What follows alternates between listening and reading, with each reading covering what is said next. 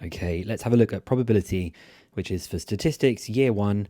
This is only the year one content, so there's no conditional probability. Probability comes up again in year two statistics. And actually a lot of this stuff does overlap with some things from GCSE. So we're going to kick off with some things to do with Venn diagrams, and we will remind us about some of the things inside this box over here. So in a Venn diagram, the regions can either be filled with frequencies to represent how many things are in that particular group, or perhaps more commonly with probabilities. Now, in terms of how you sort of represent things on a Venn diagram, I'm going to talk through these three different kinds of things and sort of my foolproof method of how to do the shading for these bits. So if something is like an OR, we call that the union, which is represented by this U kind of shape. And the way you do a union to shade it is you literally shade all of A and you shade all of B. And obviously A and B may be different kinds of things, different sorts of events that you have. And that's the most simple one that you have. Shade it, leave it, done. Now, if we have an AND kind of probability, so we're saying that A and B are both going to occur, this is called the intersection, and it's represented with this N shape, like A and B.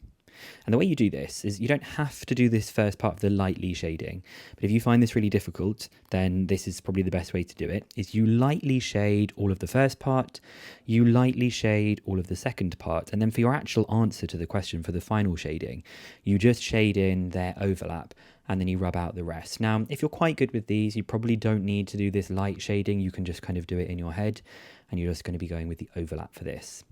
If we have the not, so we're saying that A is not going to happen, this is called the complement of A.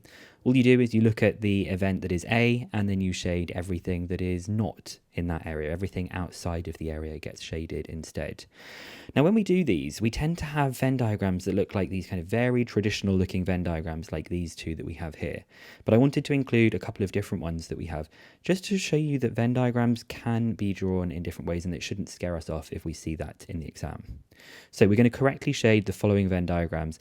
This first one is one of the easy ones. It's the union ones. So we're going to do A union not B. So all you need to do, let's do this with my sort of larger highlighter so I won't be wasting as much time.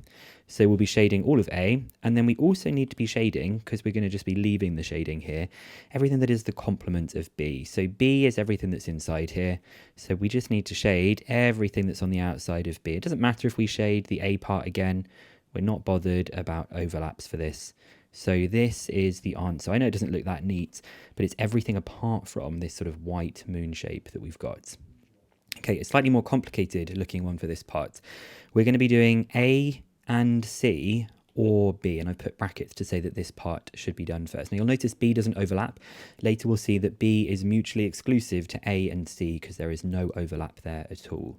So I'll start off by doing A and C, where we're going to could do this idea of like a light shading of A and then a light shading of C, and so the part where it overlaps, that would be the A and C that we've got. But you can possibly do that just through knowing this is the intersection of A and C.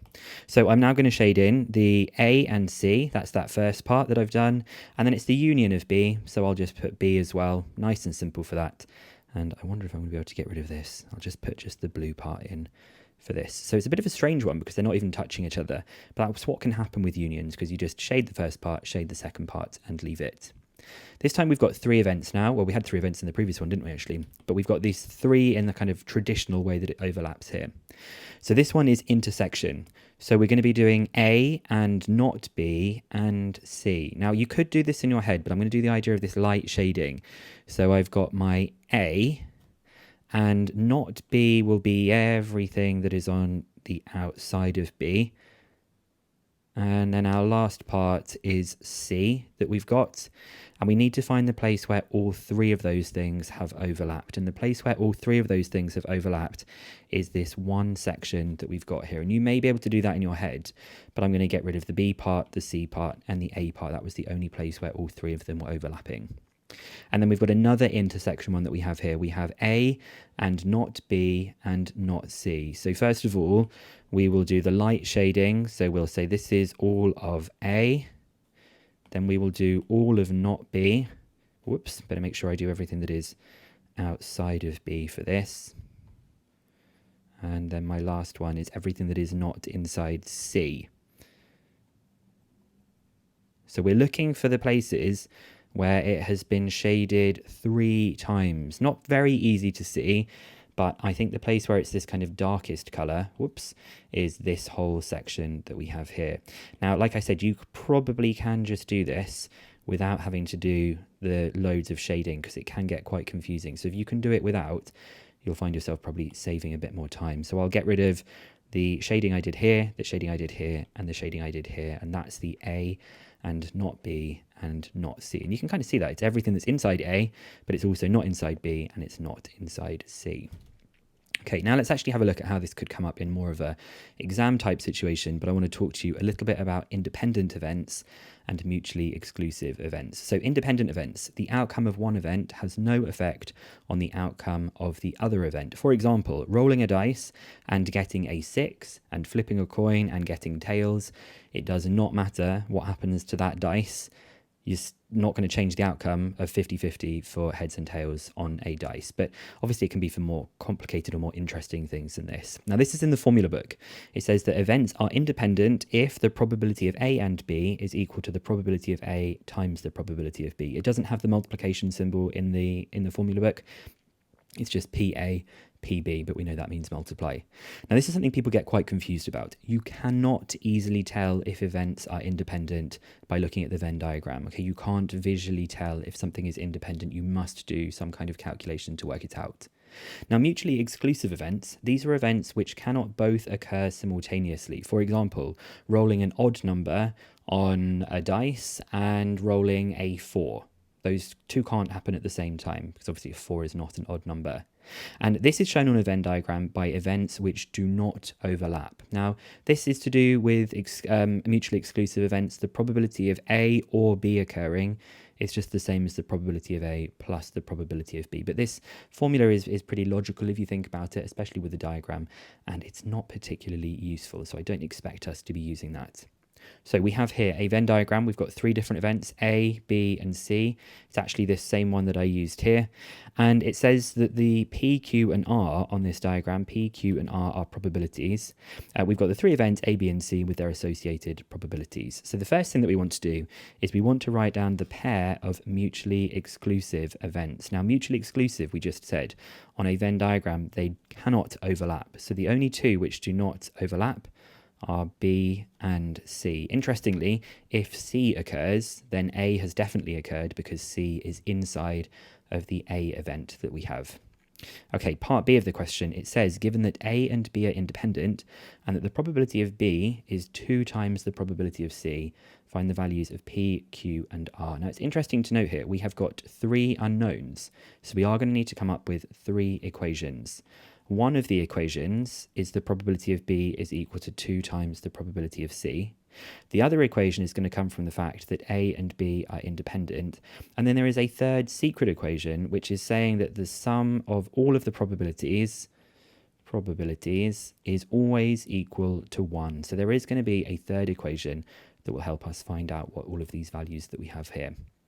So I'm going to start off probably by doing this one. I think is going to be the easiest, that the probability of B is 2 times the probability of C. So the probability of B is these 2 things together. Let's write this down for a second. So this is the probability of B is 2 times the probability of C. So the probability of B is 0.3 plus P. And the probability of C is 0.24, so that's 2 times by 0.24. So what's that? The 0.48 minus 0.3, that is 0.18 that we've got there. And that was our first statement that we've just done. Now, the second thing I think we're going to do is that A and B are independent, and we're going to be using this fact that we have over here. So I'm going to say that probability of A and B is the same as the probability of A multiplied by the probability of B. So we're doing this blue part now. Now, the probability of A and B from the Venn diagram is obviously going to be 0.3. Now, the probability of A that we have here is everything that is inside this part, which is a 0.24, a Q, and a 0.3. And that's going to get multiplied by the probability of B, which is 0.3 plus P, which is 0.3 plus P, which is 0.18. So we now have that 0.3 is equal to, adding these bits up, 0.24 plus 0.3, that is 0.54 plus q, and that is being multiplied by 0.48. Now, if you wanted to, you could expand the brackets, but I think there's a much quicker way of doing this, which is just to divide by 0.48, and this is equal to 0.54 plus q that we have here. So on my calculator, I'll do 0.3 divided by 0.48. I'll subtract 0.54, and you can either do it as a decimal or as a fraction. As a decimal, it's 0.085. I think it's probably easier. If you did it as a fraction, it's 17 over 200. So we've got P, we've got Q. This is the thing that people would then be like, oh, how do I do this? I forgot about this one. You need to make sure that you are adding up all of these things together to make sure that it equals 1. So we have the 0.24 plus Q, which is 0.085, plus the 0.3, plus the P, which is 0.18, plus the R is equal to 1. So I'm just going to highlight this so that when we look back at this, we remember where that came from. That's to do with the sum of the probabilities being 1. I will just now solve this equation. Let's put that so it looks a little bit neater and find out what R is. So I will do 1 minus 0.18 minus 0.3 minus 0.085 and minus 0.24. And we get that R is 0.195. Don't know why I wrote that so badly. Let's do that a little bit neater, 0.195. So we've got the three values for P, for Q, and for R here. And then the last thing we need to do is to write down the probability of A and B and C. So you can probably see this pretty quickly, but we're saying that it's got to be inside A, and it's got to be inside B, and it's got to be inside C. Well, they didn't overlap all three of them anywhere at all, which means it's not possible for that to happen. And you can see that A, B, and C are not all overlapping because B and C are mutually exclusive. They can't all happen at the same time. So for part C of the question, I can just write down the probability of A and B and C is equal to 0. And a bit of a clue when it just says write down instead of calculate. Okay, last part of this chapter is tree diagrams. Now, you know tree diagrams from GCSE, and this kind of stuff actually gets used a little bit in the next chapter as well in probability distributions, particularly this second kind of question. And the only thing I'm going to tell you here is that sometimes a tree diagram can help you organize your thoughts for this first question that we have. So in this question, it says, a bag contains counters which are either red or blue. There are 5 red counters and 7 blue counters. A counter is selected at random and is not replaced. If a red counter is selected, no more counters are selected, kind of game over. If a blue counter is selected, another counter is selected at random and is not replaced, so they repeat it. If 3 counters have been selected, no more counters are selected. So basically, if you pick out a red, stop. If you still haven't picked out a red and you've done 3, you're also going to stop. Now, we haven't been asked to draw a tree diagram, but we can draw it to help us visualize what is happening here. So for the first pick, you are either going to have, let's kind of switch so that I can do these colors nicely. You're either going to pick out a red or you're going to pick out a blue. Now, we just said that if you pick out a red, you stop. But if you pick out a blue, you are either going to then have an option of picking out a red or a blue. And if it's a red, you stop, so there won't be anything coming out of that part of the tree. And if it's a blue, you have an option of still picking a red, or you still have the option of picking the blue. And we're not going to do any more here, because it does say if 3 counters have been selected, no more counters are selected here. So the first question says, I should probably put some probabilities on here as well. We're going to calculate the probability that no red counters are selected. Okay, let's fill in some probabilities. Now there's 12 in total, 5 and 7. So we'll start off with this probability of red, where there were 5 red, I think. So that's 5 out of 12, which means that the blue is 7 out of 12. Now, because it's not being replaced, these probabilities are now going to be out of 11, because one of them has been removed. But there are still 5 reds, because a blue was taken. But a blue was taken, so instead of there being 7, there are now 6. And then for the next part, we've removed a counter, so they're going to be out of 10. And there were 6 blues, but we've just taken one, which means 5 are blue, and there are still 5 of them which are red that we've got here. So for part A of the question, we're going to calculate the probability that no red counters are selected. In other words, what's the probability we get a blue, and then a blue? And I haven't done any reminders in these boxes about tree diagrams because I know you know this from GCSE.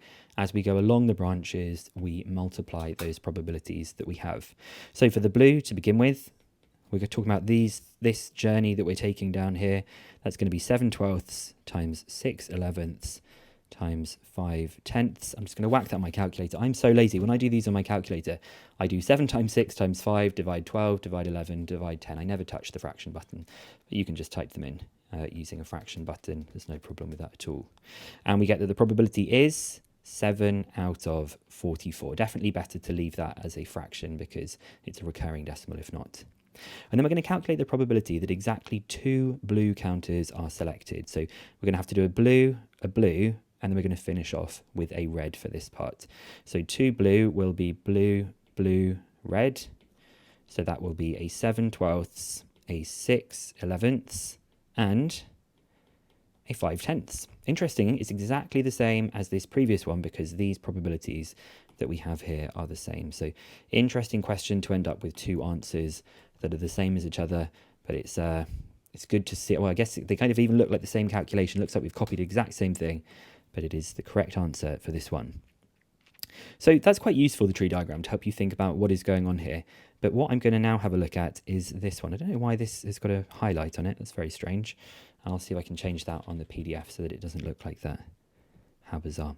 Anyway, I have also written that sometimes a tree diagram can overcomplicate things. Sometimes it can make things not very good. And I would encourage you to try and do these things over here without this visual tool to help you. So it says, a bag contains counters with the letters A, B, or C written on them.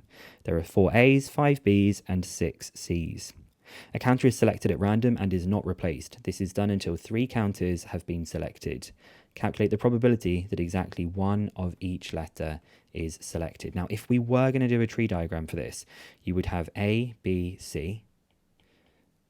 You would then have A, B, C, A, B, C, A, B, C, A, B, C. I'm not even going to finish drawing it because it's just going to get so complicated and it's going to just take up so much time in doing this. So instead what we're going to do doing this question is we're going to think, let's just calculate getting A, then B, then C, and we'll check if there are any other ways of doing this.